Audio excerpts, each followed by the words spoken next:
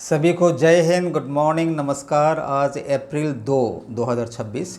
आज का जो विशेष वीडियो है, पिछले 3-4 रोज से मैं जो राज्यसभा में चर्चा चल रहा था एक बिल का, central arm police force general administration bill 2026, जिसे 25 तारीख को हमारे MOS minister of state for home affairs Shri Nityanand Rai ji द्वारा प्रस्तुत किया गया था।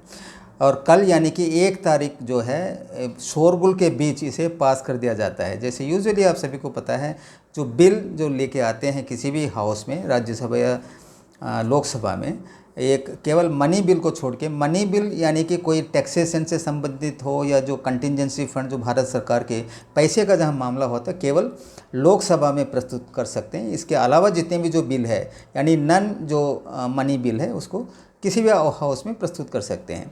तो यह जो बिल जो हमने बताया CAPF के बारे में, यह 25 तारीख को प्रस्तुत किया गया था। और यूजुअली जो होता है, जो डिस्कशन चलता है, अपोजिशन पार्टी ने उनको बताया था कि इसको सेलेक्ट कमेटी में भेजने के लिए, लेकिन फाइनली रूलिंग पार्टी फॉर में और अपोजिशन पार्टी अगेंस्ट जो है डिस्कशन वगैरह हुआ वहाँ पे, और इसके बेस में कई सारे आर्टिकल भी निकले हैं। मैं इसको स्टडी कर रहा था, देखिए, क्योंकि इसमें असम राइफल के लिए भी बहुत इम्पोर्टेंट है। और मैंने पाया स्टडी करने के बाद, जैसे कल ये पास हो चुका है राज्यसभा से, 2 तारीख यानी आज से जो है ब्रेक है, क्योंकि कई स्टेटों में इलेक्शन चल रहे हैं, लीडर्स को वहाँ जाना होता है। और 16 तारीख को रिकन्वेन होगा पार्लियामेंट, और उसके बाद जो है यह बिल लोकसभा में चर्चा होगा। केवल 14 दिन का समय है कॉन्स्टिट्यूशन के द्वारा जो अप्रूव्ड जो समय दिया गया है किसी बिल के पास होकर दूसरे जो हाउस में भेजते हैं, 14 दिन के अंदर इसको वापस करना होता है और राज्यसभा में दोबारा आएगा ये, फिर राष्ट्रपति के पास जाएगा। जो ही वो साइन कर देते हैं ये एक्ट में तब्दील हो जाएगा। तो ये है क्या चीज़, ये क्या असम राइफल भी CAPF में जाने की संभावना है? ऐसा कुछ प्रोविज़न इसमें है, उसके बारे में मैंने आपको हमारे सदस्यों को बताना है। देखिए, इसमें स्कोप ऑफ एप्लीकेशन पहले देखते हैं। जो ये जो बिल जो हम डिस्कस कर रहे हैं, अप्लाइज टू 5 प्राइमरी, देखिए प्राइमरी वर्ड इस्तेमाल कर रखा है, प्राइमरी CAPFs, यानी कि 5 फोर्स, जैसे आप सभी को पता है, BSF, CRPF, CISF, ITBP और SSB। The government can add more forces via notification. देखिए, किसी और फोर्स को भी इसमें ऐड कर सकते हैं सरकार नोटिफिकेशन द्वारा, यानी कि चांसेस जो है असम राइफल को सरकार एक नोटिफिकेशन द्वारा CAPF में ऐड करने का चांस जो है इसमें दिखता है। और उसके अलावा देखिए, मैंडेटरी IPS डेपुटेशन भी हो गया है। देखिए कितने % को जो है कोटा को फिक्स कर रखा है इसमें, जैसे 50% इंस्पेक्टर जनरल का जो पोस्ट होता है CAPF में IPS के ऑफिसर के लिए रिजर्व कर रखा है। और 50% यूजुअली क्या है, यहाँ का जो कैडर ऑफिसर है जो डायरेक्ट एंट्री होते हैं असिस्टेंट कमांडेंट में। और 67% जो है एडिशनल डायरेक्टर जनरल के पोस्ट IPS के लिए सुरक्षित है। 33% जो 1/3 होता है वही है कैडर ऑफिसर के लिए। और जो स्पेशल डायरेक्टर जनरल और डायरेक्टर जनरल का पोस्ट एक्सक्लूसिवली IPS ऑफिसर के लिए रिजर्व कर रखा है, यानी कि कानून बन चुका है या बन जाएगा। अभी बिल पास हुआ है, राष्ट्रपति के पास जाना है, एक्ट बन जाता है। तो ये जो कोटा क्या हो जाता है, फिक्स हो जाता है। जो अपोजिशन के जो सदस्य जो MPs वगैरह इसके अगेंस्ट में जो बात कर रहे थे, बता रहे थे कि क्योंकि एक ऑफिसर जो है ऐसा पाया गया है, assistant commandant for example BSF में जो डायरेक्ट एंट्री होते हैं, 15-16 साल तक देखिए उसका प्रमोशन नहीं हो रहा है। जबकि IPS के ऑफिसर को जब कंपेयर करते हैं तो 3-4 प्रमोशन उनको मिल जाता है इस पीरियड में। तो यह जो है जो डायरेक्ट कैडर ऑफिसर है, जो कि CAPF का ड्यूटी अलग है, हथियार से के साथ ट्रेनिंग करना, इधर करना, बॉर्डर, यानी एक प्रकार से मिलिट्री ड्यूटी की तरह है जो आर्म्ड फोर्सेस करते हैं। जो IPS ऑफिसर है उनका पेरेंट है स्टेट के, जो स्टेट कैडर हम बोलते हैं, उनका एक्सक्लूसिव ड्यूटी क्या है, किस लिए इनको IPS ऑफिसर को ट्रेनिंग देके करते हैं, वो पुलिसिंग के लिए। देखिए एक क्राउड जो भी है IPS के ऑफिसर स्टेट कैडर के आते हैं और डेपुटेशन में जाते हैं CAPF में।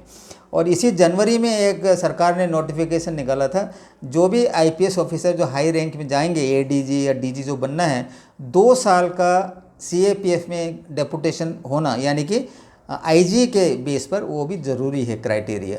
तो यह अभी मेरे हिसाब से जैसे डायरेक्ट एंट्री होते हैं असिस्टेंट कमांडेंट, यदि उनको पता चलता है कि एक छोटा सा उनका भी चांस है स्पेशल डायरेक्टर जनरल बनना या डायरेक्टर जनरल बनना, या कम्बैट में हो या ट्रेनिंग में हो, इसमें अगर बनने का चांस होता है तो उनका मोरल अप होगा और शुरू से ही वो अच्छा काम करेंगे, ताकि वो एडीजी बनने के बाद जो है उसका एक चांस रहता है स्पेशल डीजी या डीजी बनने का। ये अभी बिल्कुल बंद हो चुका है, यानी कि एक ऑफिसर को कोई चांस नहीं है डीजी बनना। जैसे मैंने बताया था कोस्ट गार्ड में, वो उनका ही ऑफिसर पिछले 15 साल हो गया है, 15 साल से क्या है डीजी पोस्ट में है, उनको मिलता था कि उनका कोई जो है डिस्क्रिमिनेशन नहीं है, काफ़ी खुश है। जैसे मैंने बताया था पिछले वीडियो में मेरी जो बात हुआ था कोस्ट गार्ड के एक अफसर से। तो इसके बाद देखिए पर्सनल कवरेज, देखिए पर्सनल कवरेज में भी एक छोटा सा एक चांस है कि असम राइफल को ये लोग सीएपीएफ में डाल सकते हैं। ये है देखिए include group A executive officer है, असिस्टेंट कमांडेंट एंड अबोव, इसको इसमें इस एक्ट में पर्सनल कवरेज दे रखा है।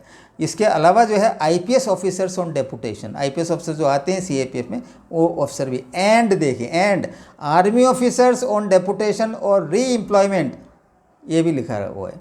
आर्मी ऑफिसर कहाँ पे आता है डेपुटेशन में, तो असम राइफल में आते हैं।